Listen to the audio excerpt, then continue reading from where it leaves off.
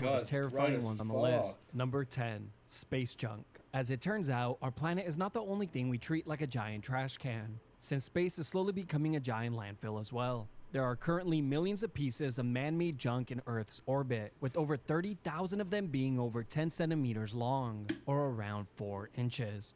Now, the reason why this is so scary is that the number of junk is only growing. But this really True. shouldn't worry you, since I'm sure we'll eventually get around to cleaning it, which usually only happens when it becomes a big enough problem that our government is forced to do something about it.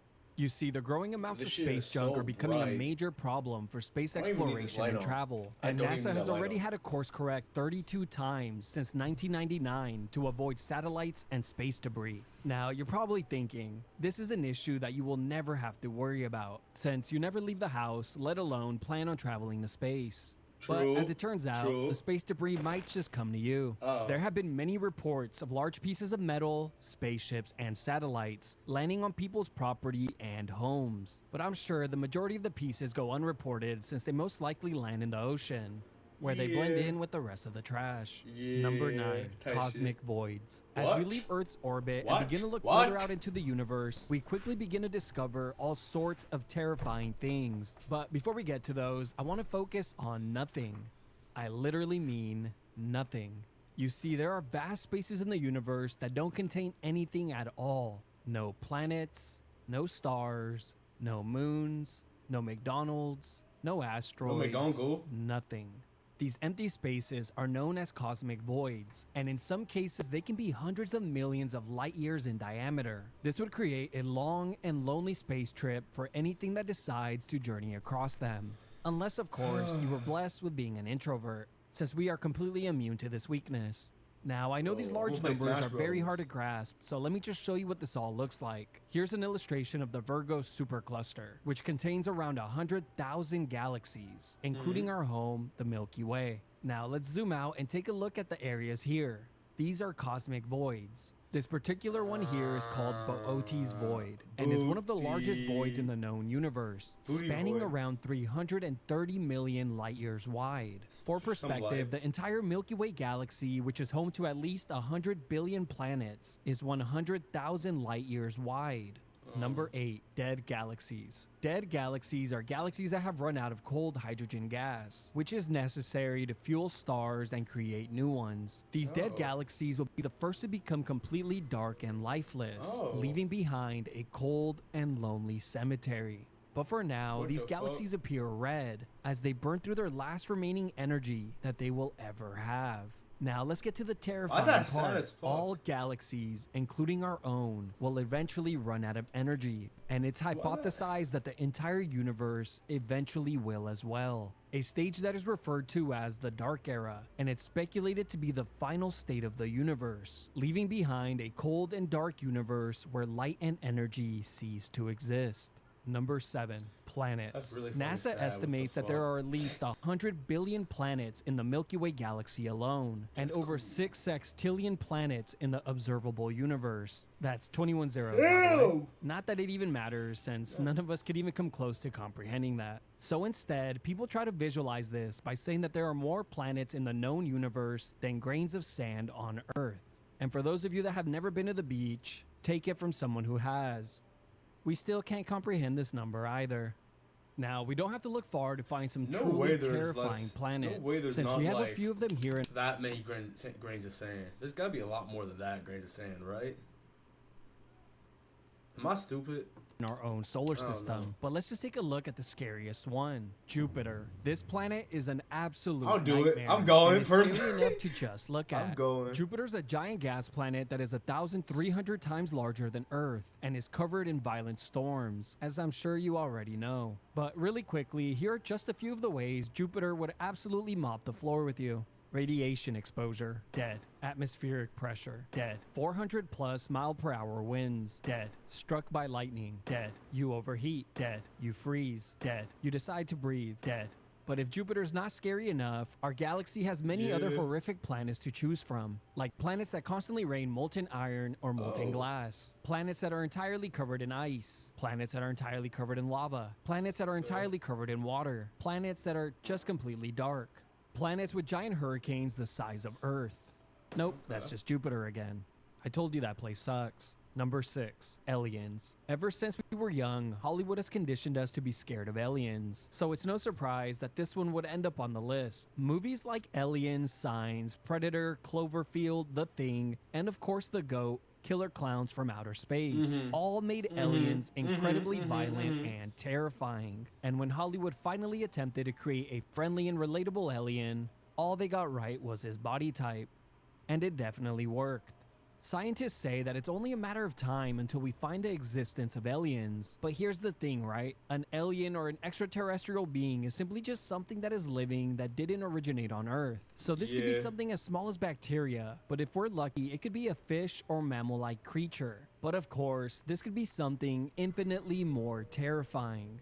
And that's what makes this one so scary. We really don't know what's out there. Now, thankfully, we all know that first impressions are everything. So I'm hopeful that aliens will just take a quick look at Earth's orbit and decide not to visit, since we're obviously very dirty. Number 5, gamma ray bursts. Gamma ray bursts are the most powerful explosions in the known universe, releasing more energy in a second than the sun would in a billion years. This can occur a few different ways, either when a star goes supernova, when two neutron stars collide and form a black hole, or when a black hole swallows a neutron star. These massive bursts of energy are a million trillion times brighter than the sun and could last anywhere from 10 milliseconds to several hours. Now here's what makes them so scary. The light produced can't be seen by the naked eye. So if Earth were to be hit by one of these powerful gamma ray bursts, we would never see it coming. And depending on how close the source of the gamma ray burst is, it would determine. Nerf that, bro. Somebody nerf that, please. Why is that a thing? Why can one day I just be walking my dog and then just get smoked by a random ass fucking like star exploding? I mean, if life on Earth would survive at a distance of 6,000 light years, it would cause mass extinction due to the deadly amounts of radiation. But if the gamma ray burst occurred further away but still managed to get a direct hit on us, it could still be catastrophic, since it would heavily damage all of our satellites and technology, shutting down the Wi-Fi. Now, thankfully, Earth is not really in danger of such an event, since our sun is far too small to produce this type of explosion. Instead, our sun will just grow so large that it slowly swallows the entire planet. Number 4, colliding galaxies. With billions of galaxies traveling through the universe, some are bound to bump into one another. As a matter of fact, our galaxy will be one of them. The Milky Way is scheduled to crash into our neighboring galaxy, the Andromeda Galaxy. But that collision won't be for another 4 to 5 billion years. Hopefully long after humans have left Earth and populated other planets. But let's talk about what makes colliding galaxies so scary. As the two galaxies begin to get close to one another, their gravitational pull will bring them together. Now, surprisingly, planets crashing into one another would be extremely rare, since galaxies are mostly empty space. But what would happen is planets would be rearranged and shuffled around, knocking them away from their current solar systems and creating new ones. So any planet with life on it might be stuck with a new neighbor. Here are a few galaxies that are currently merging as we speak. Number 3, supernovas. Supernovas are the largest explosions that humans have ever seen. They can outshine their entire galaxy for a few days or even months, and can be seen across the universe. A supernova can occur a couple of different ways. The first one is when a massive star runs out of nuclear fuel and collapses, causing it to go supernova. The second is when a white dwarf star gains enough mass by siphoning it from another nearby star, causing it to collapse and explode. But let's talk about what makes supernovas so scary. When a star goes supernova, it obliterates everything in its path and is powerful enough to destroy all life on any planet within 30 to 50 light years. For perspective, our sun is only about 4.2 light hours away from our furthest planet, Neptune. Even though supernovas are one of the most deadly events in the known universe, easily obliterating every living thing in their way, at least they make great screensavers. Number 2, black holes. Black holes are easily one of the most terrifying things in the known universe. It's mostly due to the fact that we don't fully understand how they work. But here's what we do know. There are 2 different types. The first one is called a stellar mass black hole and is roughly 3 to 1,000 times the mass of our sun. These are created when a large star goes supernova and collapses in on itself, creating a black hole. The second type is a supermassive black hole and can be millions to billions of times the mass of our sun. Also, we have no idea how these black holes are formed. And when I say we, I mean I couldn't find an answer using Google, got frustrated, and just came to the conclusion that the answer simply doesn't exist. But the most common theory I kept seeing is that a black hole must have swallowed another black hole, making it grow much larger. If there's anything I have learned while scripting this video, it's that astronomers and astrophysicists never give a simple answer to anything, so them resorting to the classic answer of, you eat, you grow, is quite comical, since I know firsthand that is not always the case. But with that out of the way, let's talk about what makes black holes so terrifying. Well, for starters, one of these supermassive black holes sits right at the center of our galaxy, gobbling up pieces of the Milky Way as we speak.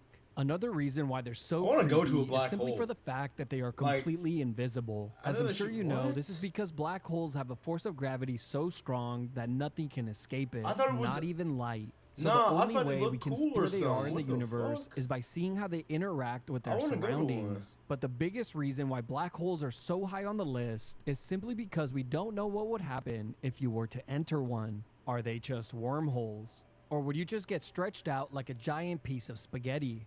I'm not kidding, that's the most agreed upon theory. They call it spaghettification. Or could it be a portal to an alternate dimension? We really don't know. Either way, all of these are absolutely terrifying. Number 1, the size of the universe. Hands down, the most terrifying thing about the universe is its size. Just allow me to present my case. Does this image scare you? What about now? Exactly. Let me show you a few more illustrations before I rest my case. For Oh, no. simplicity's sake, let's start at ground level. This is you. You're probably in your room. Your room is in your home. Your home is here on Earth. Earth's home is in our solar system, which has 8 planets. Our solar system is part of the solar interstellar neighborhood, which is part of the Milky Way galaxy, also home to at least 100 billion other planets. The Milky Way galaxy is part of the local galactic group, which is home to 3 other galaxies. The Okay. 3 galaxies are all inside of the Virgo supercluster, which has hundreds That's of cool as galaxies and fuck. galaxy clusters. The Virgo supercluster is part of the local superclusters. The local superclusters sit right at the center of the entire observable universe, which spans 93 billion light years wide. But it doesn't end there. This is just what we can see with the current technology we have, and we have no idea how much larger the universe is I don't or if like there's that. even an end to it. But of course, this doesn't stop us from speculating on its size or what could potentially be out there. Are there alien civilizations far more advanced than ours? Or alternate realities with infinite possibilities? Or maybe we're all just plugged into a computer, a simulation? After all, would this not be the That's best what I time in think. our known history God. to simulate? Or maybe Earth is flat and just like birds, space is not real, so none of this really matters. I guess in the end, it turns out that the scariest thing about the universe is not really up in space, but instead lives here inside of our imaginations. Okay, no. This looks hard too. Unfair matches. We'll watch that. Let's We'll start watch with the other one. unfair and slowly work our way towards the most brutal matchups on the list. Number 10, blind fighters. Or those And a terrible media where world criminals would be building. forced to fight completely blind. They would be given a straight sword and a helmet for protection. Except the helmet was practically a curse, since it was completely sealed off, preventing the fighter from seeing or hearing anything. The fight would begin as soon as the fighters were placed within close range of one another, with the most popular strategy being the swing and pray method, which in all honesty was the only strategy available. Now, the good news is that judges weren't really needed for these fights, since the winners were very easy to identify, as they were the only contestants still breathing. Now, the crazy part is that this spectacle was seen as comedic relief more than anything. And if you don't think 2 blind men fighting each other to the death is hilarious, well, you have Low-key, a lot that to would learn be kinda about funny. comedy. Maybe not Now, like to the this might not death, but, sound like, that that shit would be unfair at funny. first, since both men are equally blind and equipped with the same weapon. But think again, since the winner of the match would typically be rewarded with another match, then another one, and another one, and another one.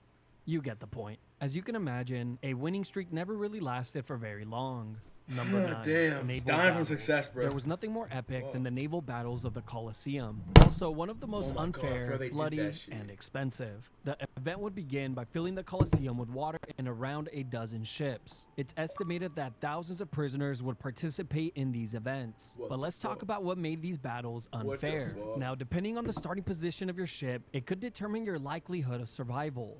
Well, at least for a bit longer, as the odds of survival were almost non-existent to begin with. Ships that started in between two other ships would make for an easy target, easily creating a 1v2 scenario. Prisoners would invade other ships, killing everyone that stood in their way, while others would simply use the more popular strategy we see today, which is of course, running away from all fights and sneaking their way to the final round, Valid. where they can hope to steal the win with a single kill. The bloody fight would come to an end when there was only one ship or team remaining. As terrible as these battles were, at least they were easy to That clean sounds up. sick as The fuck, Romans would though. try their best to remove all the large debris from the water before the stadium would be flushed like a giant toilet bowl, sending all the remains downstream for another town to deal with. Number That 8, sounds cool. gladiator fights. Gladiator fights were the single most popular matches of the Wait, what? Colosseum, with the good matchups typically being saved for the main event. Now, how can two gladiators fighting each other be unfair, you might ask? Well, for starters, the emperors weren't really interested in fairness, as their primary concern was entertainment. And with over True. 20 different classes of CMB, gladiators to choose come from, on. the styles would be Come on. You know the emperor. You know the Roman emperors were CMB, bro. You know they were all of them clips, money, and bitches, bro. That's mixed all and they were matched about, based bro. on It entertainment is what it alone. is, man. Here are some of the most unfair and popular matchups. Retiarius versus Secutor. Retiarius were equipped with a net, a trident, a dagger, and minimal armor, while the Secutor was equipped with a sword, a large shield, a helmet, and heavy armor. Go ahead, pick one. If you chose the Secutor, well, GG's, you're dead, as the Retiarius just had to keep his distance and poke at the Secutor. Or better yet, trap him by throwing his net on him, giving him enough time to emote before poking him to death. Nah, Alright, you get let's try emo another on in one. the Coliseum. That is brazy. IRL emo. Someone hits the little Gangnam style. They'll take the L.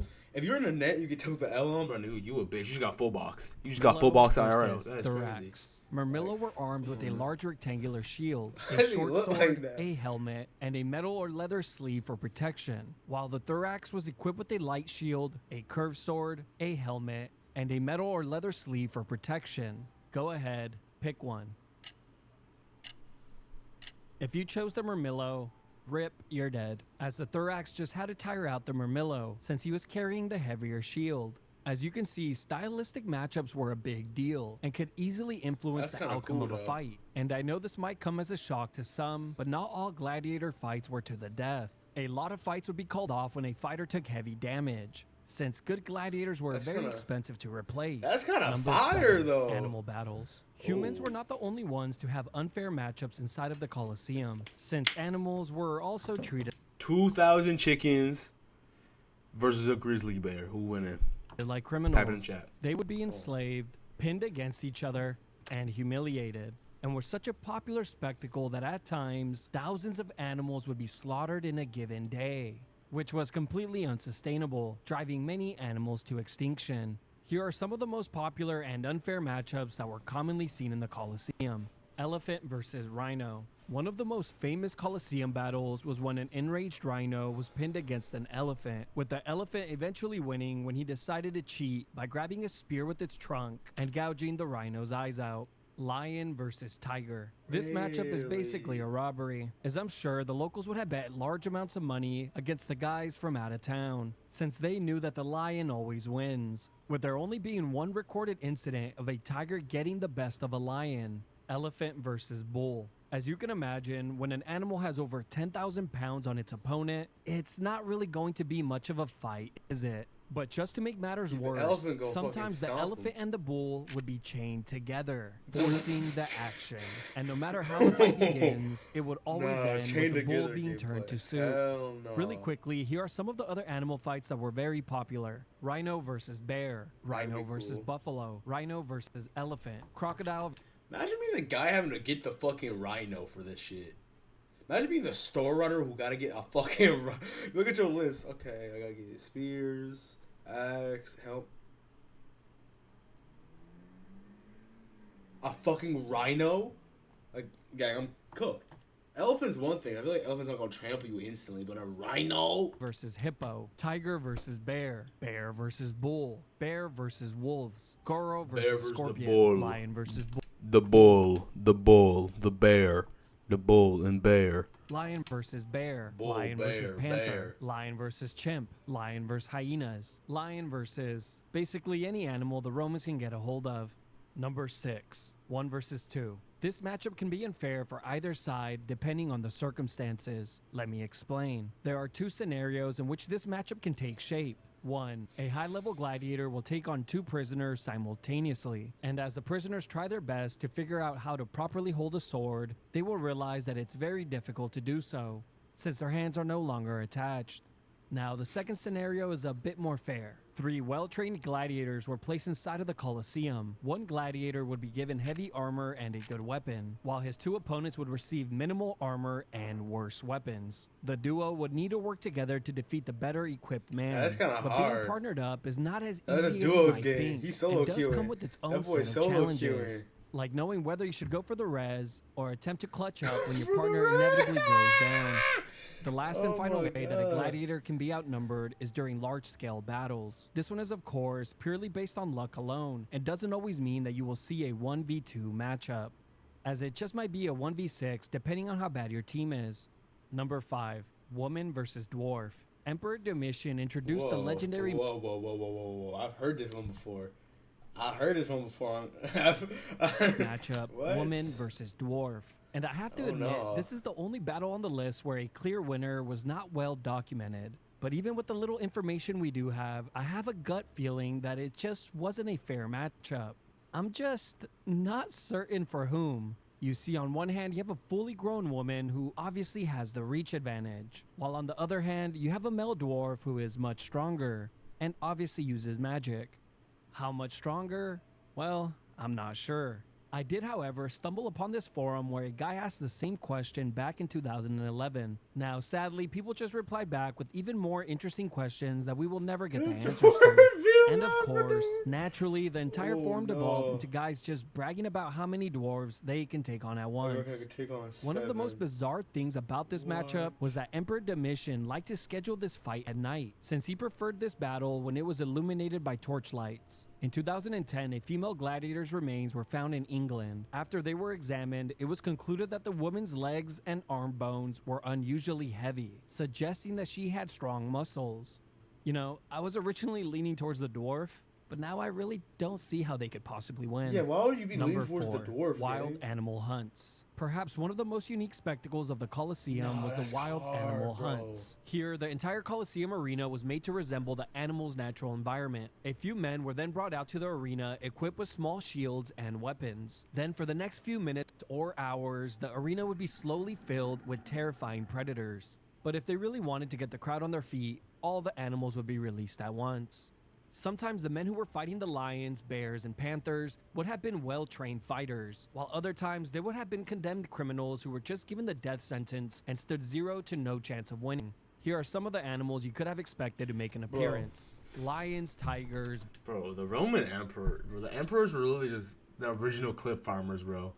They knew how to make content. They knew how to get people entertained. I need to study this shit. I'm dead ass. This is bears, cool as fuck. elephants, What the rhinos, panthers, leopards, hyenas, fuck? wolves, boars, fuck it. bull- I need to start a fucking Coliseum. I need to get a bunch of fucking bears and people in a fucking arena and just make them fight it out. Like they need to run their 30s, bro. deers, ostriches, crocodiles, giraffes, camels, and ship rats. Of course, ship rats were not invited, but they showed up anyways. Number 3, man versus beast. Man versus beast matches were one-on-one battles and were the second most popular spectacle, only behind gladiator fights. Now, there were basically 2 ways that this matchup would be arranged, with both of them tailored for maximum entertainment for the crowd. The first one was when a professional slave or volunteer fighter known as a bestiarius would face off with a terrifying beast. The animal could be anything from a lion, leopard, tiger, bear, or any other large and powerful creature. These battles would typically end with the animal being defeated, even if the bestiarius took heavy damage. On the other hand, the second matchup was much more bloody and typically ended with the man being torn to pieces. Here, a criminal or prisoner of war would be forced to face off with the animal. With little to no training, it was only a matter of time before the man would become an anatomy lesson. And it definitely didn't help that the animals were starved for long periods of time before they were brought out, making them a lot more angry and aggressive. There was even a single lion that took out over 200 men before it was finally defeated. which is obviously a padded record, since it clearly fought nothing but tomato cans. Oh, I should also mention there is another event that was very popular and is somewhat related, where a criminal was tied to a stake and then a wild animal would be released to eat him alive. Why is it You know, you like would think that? that this would be one Why of those is it look situations like where if that? you've seen it once, then you've seen them all type of deal. But apparently, some emperors love to show this one quite often. Number 2, prisoner versus professional gladiator. Easily one of the most unfair matchups of the Colosseum was when prisoners would face off against a professional and seasoned gladiator. The professional gladiator could have been a slave himself with many fights under his belt, or a volunteer gladiator that was part of one of the many gladiatorial schools. Either way, the criminal with 0 to no experience was basically sentenced to death. Oh, You no, see, what bro. could be worse than being That's invaded? like getting put in a fucking. That's like getting put in a fucking diamond lobby when you were fucking like gold is siege. It make no sense. You just getting thrown to the fucking dogs, the fucking hounds. enslaved Dog.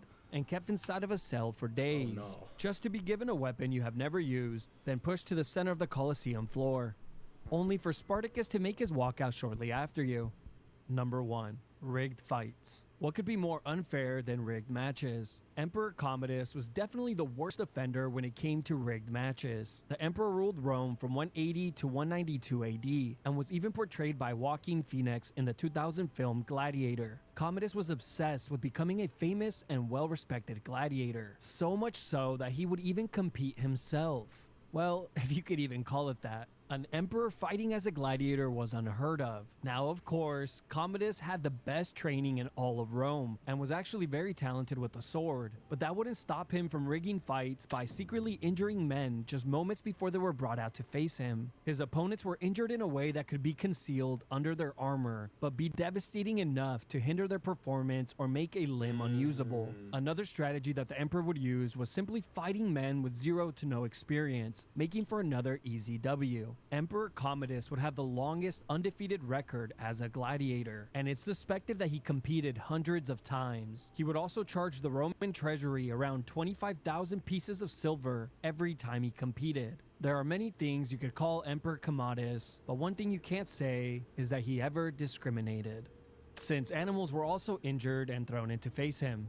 Apparently, he killed hundreds of lions, ostriches, some giraffes, and on one occasion, even killed 3 elephants that were just laying on the floor. Now, as horrible as this all sounds, this was all just a warm-up. And in November of 192 AD, he held the Polybian Games, a festival that lasted around 2 weeks. There, Commodus shot hundreds of animals with arrows and javelins every single day. But if it makes you feel any better, 1 month after the Polybian Games, Commodus would be strangled to death inside of his bathtub by a professional wrestler named Narcissus. Which, for a man, that has to be the most embarrassing way to be found dead. Completely naked inside of a cold tub. You can't even explain your way out of that one. Nuh-uh. That was a banger. I like that video a lot. Last one. Today, we're going over the most epic deaths in human history. Number 1, Benkei.